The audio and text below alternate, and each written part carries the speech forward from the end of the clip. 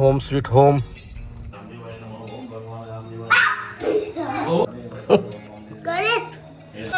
આપનું સ્વાગત છે. એલસીબીની ટીમ આવી ગઈ છે, એસઓજીની ટીમ આવી ગઈ છે. જરૂરી સૂચનાઓ આપવામાં આવે છે. જો તમને થતું હશે કે પોલીસ કેવી રીતે તપાસ કરતી હશે તો તમને જો ગ્રાઉન્ડ ઝીરો બતાવી દઉં છું. આપ સૌનું સ્વાગત છે આપણી ચેનલમાં. અને દિવસની શરૂઆત થઈ ચૂકી છે. આજે 9:30 થયા છે અને સમય પ્રમાણે હવે આપણે નીકળી ગયા છીએ ઘરે જવા માટે. આપણે જવું છે ઈસરોલ. અરે આ શું કર એ કાટ કાટ કાટ કાટ પ્રે પ્રે 31st નજીક આવી રહી છે. આજે એને લઈને શું છે કે તૈયારીઓ શરૂ થઈ ચૂકી છે 31st. તો 31સ્ટની તૈયારીઓ લઈને આજે કામગીરી કરવાની છે. એટલે આપણે હવે જઈ રહ્યા છીએ. શું આપણે નીકળી ગયા છીએ અને ભૈયા બેઠા, રિંકલા બેઠી. રિંકલ નીકળ્યા છે અમદાવાદ. આપણે એમને મૂકવા માટે આવ્યા છે. એમને મૂકીને આપણે જઈશું ઈસરોલ. ઓકે, આ તરફથી ગાડી આવે છે, બસ એમને ઉતાર દઈએ, બેસાડી દઈએ ગાડીમાં. ટાટા ટાટા ટાટા બોલ. ચાલો આવજો. રિંકલ સેટ થઈ ગયા છે. ચાલો બધા. એ પ્રેમ નારાજ છે. ચાલો આવજો.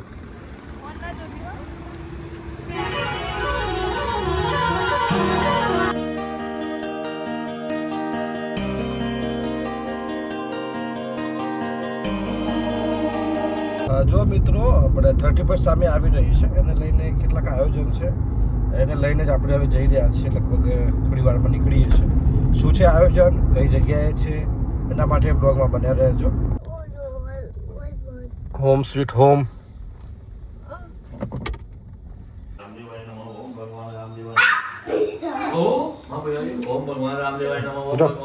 બોલા દાદા.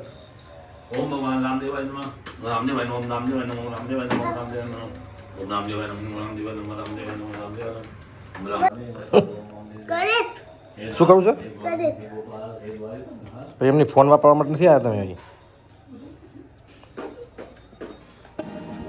સમીરભાઈ આવી ગયા છે. આપનું સ્વાગત છે.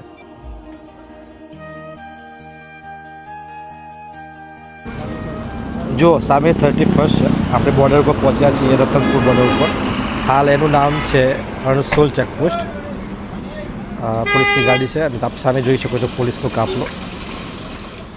જે ડીવાયએસપી આવે છે અને એલસીબીની ટીમ આવી ગઈ છે, એસઓજીની ટીમ આવી ગઈ છે. કાર્યવાહી કરવામાં આવી રહી છે. 31st આવી રહી છે. એના પહેલાં ગુજરાત પોલીસ સતર્ક બની છે.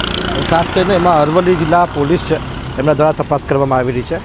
આપણે જો બોર્ડર વિસ્તારમાં હાલ ઊભા છીએ. આજે ગાડીઓ આવી રહી છે રાજસ્થાન તરફથી, એની તલાશી લેવામાં આવી રહી છે અને અલગ અલગ ગાડીઓ ઊભી રાખવામાં આવે છે.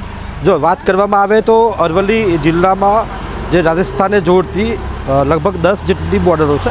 એટલે 10 ચેકપોસ્ટો સહિત 48 જેટલા ચેકપોઈન્ટ એટલે કે નાકા ગોઠવવામાં આવ્યા છે. 761 જેટલા પોલીસ કર્મીઓ સાથે 31st માટેનું આયોજન કરી દેવામાં આવ્યું છે. જેમાં 4 ડીવાયએસપી, 19 પીઆઈ સહિતનો પોલીસ કાફલો રહેશે. સીસીટીવી ડ્રોનની મદદથી સર્વેલન્સ કરવાના છે. એટલે અસામાજિક તત્વો જે દારૂના રવાડે ચડીને અંકુશ રાખતા નથી હોતા, એમને કંટ્રોલ કરવાનો પ્રયાસ પોલીસ કરી રહી છે. આપ જોઈ શકો છો. આપણે થોડા દૂર આવીને તમને માહિતી આપી રહ્યા છે. જો આ પોલીસનો કાફલો આપ જોઈ શકો છો. એટલે કે ખૂબ ધ્યાન રાખીએ, નશાના રવાડે ન ચડીએ એની પણ અપીલ છે. અને જો ઝડપાશો તો બહુ જ મુશ્કેલી પડી શકે છે. જરૂરી સૂચનાઓ આપવામાં આવે છે. અરવલ્લી જિલ્લો છે, રાજસ્થાન રાજ્યની અધીને આવેલો છે. જો તમને થતું હશે કે પોલીસ કેવી રીતે તપાસ કરતી હશે તો તમને જો આ ગ્રાઉન્ડ ઝીરો બતાવી દઉં છું કે પોલીસ જો આ રીતે ગાડી રોકે છે. આ બાજુ આ જો રાજસ્થાન તરફથી ગાડીઓ આવે એ ગાડીને રોકવામાં આવે છે અને આ રીતે તલાશી લેવામાં આવે છે. આ રીતે તલાશી લેવામાં આવે છે. પોલીસ અધિકારીઓ જો આ ચેકપોસ્ટનો જે કહેવાય કે ઉપરનો વ્યૂ છે. આ જો સામેથી ચેકપોસ્ટ આ રીતે ગાડીઓ ઊભી રહે અને પોલીસ તલાશી લેતી હોય છે. 31st ડિસેમ્બર માટે આયોજન થઈ ચૂક્યું છે. અને આ બાજુ જો પત્રકાર મિત્રો ઇન્ટરવ્યૂ બધું લઈ રહ્યા છે અને પોલીસ આ તરફ બી જો તલાશી લઈ રહી છે. એટલે કે ખૂબ કડક કાર્યવાહી કરવામાં આવી રહી છે. જો સામે બોર્ડ વાગ્યું છે ઉદયપુર અને રતનપુરનું. એટલે કે આપણે રતનપુર ચેકપોસ્ટ ઉપર છીએ અત્યારે. જો આ રીતે પોલીસ તપાસ કરતી હોય છે, આ રીતે ટ્રક ખોલે અને આ રીતે તપાસ કરવામાં આવતી હોય છે પોલીસની ગાડીઓ. જો LCB, SOG અને DYSP આ રીતે લોકોને ઊભી રાખવાના અને એમ તલાશી લેવાની. જો કંઈ ના હોય તો જવા દેવાના, અને કંઈ જેવું લાગે તો રોકવાના અને પછી પોલીસ સ્ટેશન લઈ જઈને કાર્યવાહી કરવાની. જો આ ટ્રાફિક જામ DYSP ઉપર છે. આ રીતે પોલીસ કામગીરી કરતી હોય છે. તમને એ જ બતાવવાનો પ્રયાસ કર્યો છે કે પોલીસ કેવી રીતે બોર્ડર ઉપર કામગીરી કરે છે અને કામગીરી કેવી રીતે કરતા હોય છે એ વિશે તમને બતાવ્યું છે.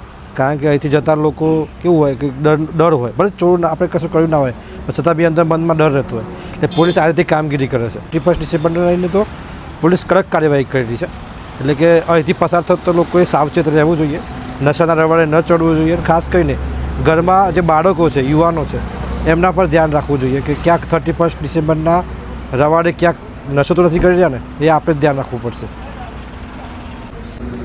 જો મિત્રો, બ્રેથ એનાલાઇઝર જે આવે છે, જેમ કે તમે નશો કર્યો હોય ને તો નશો કરતાં કેવી રીતે કરો છો એ સૂંઘવાનું કામ કરતું હોય છે.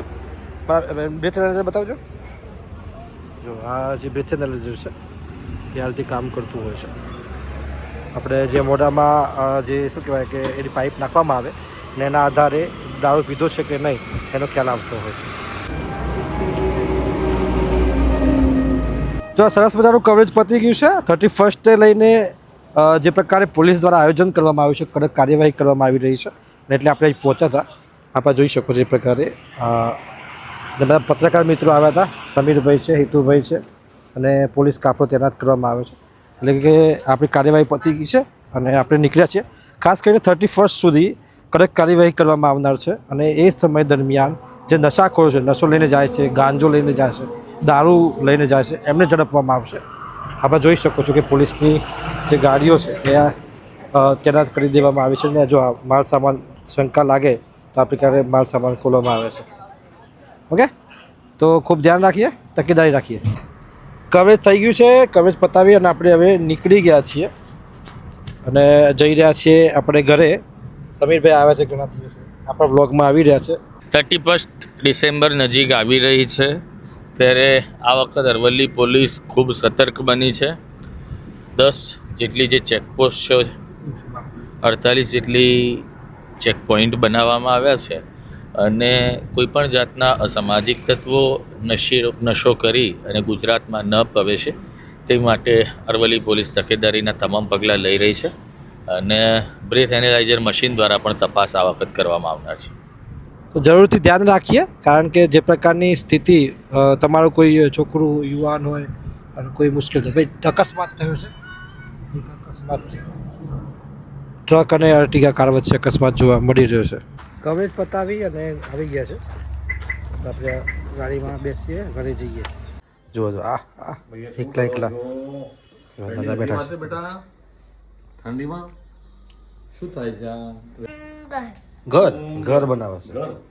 પીવું એ ઘર બનાવી. જુઓ 1 2 3 4 5 6 સિક્કા મૂક્યા. ઓઢવાનું પછી ત્યાં હા લાવો. એ પ્રેસ હોઈ ગયો છે. પ્રેસ હોઈ ગયો છે. આપ જોઈ શકો છો એ છોકરો હોઈ ગયો છે.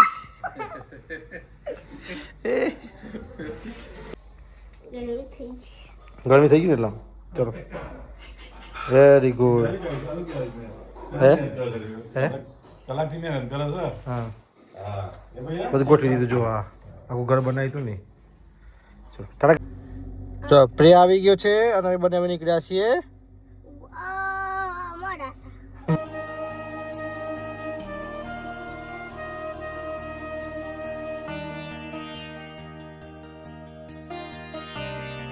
રસ્તામાં આવતા એક ડીજે બતાવ્યું, ખબર નથી શું છે, ક્યાંથી આવ્યું છે, પરંતુ આપણે મોડાસામાં એ ડીજે આવેલું છે. કયું સ્પીકર? Indian DJ. આપણે ઘરે જઈને આવી ગયા અને ઘરે આવી ગયા છીએ અને પ્રેમભાઈ આ સ્પીકર લઈને આવ્યા ઘરેથી. હા, જો આ બ્લોગ પસંદ આવ્યો હોય તો ચેનલને લાઈક કરજો અને અન્ય લોકોને સબસ્ક્રાઈબ કરવા માટે પણ કહેજો અને આગળના બીજા બ્લોગ માટે પણ જોડાયેલા રહેજો ચેનલ સાથે. આપ સૌનો ખૂબ ખૂબ આભાર જોવા માટે. Thank you. રામ રામ.